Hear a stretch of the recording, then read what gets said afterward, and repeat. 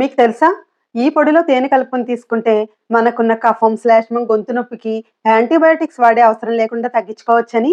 దీనికోసం వేడెక్కిన కడాయిలో అరకప్పు లవంగాలు, అరకప్పు యాలకులు వేసి ఒక్క నిమిషం వేయించి చల్లారాక పౌడర్‌గా చేసుకొని జల్లెడ పట్టుకుంటే పీచు పోయి మెత్తని పొడొస్తుంది.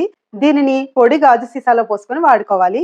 రోజు పావు టీ స్పూన్ పొడిలో చిటికెడు శొంఠి పొడి, పావు టీ స్పూన్ తేనె వేసి రంగరించి అమృత ఫలమైన ఉసిరి నుంచి తీసిన ఉసిరి రసం పావు టీ స్పూన్ వేసి కలిపి ఉదయం, సాయంత్రం చప్పరిస్తూ ఉంటే ఎంతటి కఫమైనా ఇట్టే తగ్గిపోతుంది. ఇది తీసుకున్న పావుగంట వరకు నీళ్లు తాగకండి. Thank you for watching.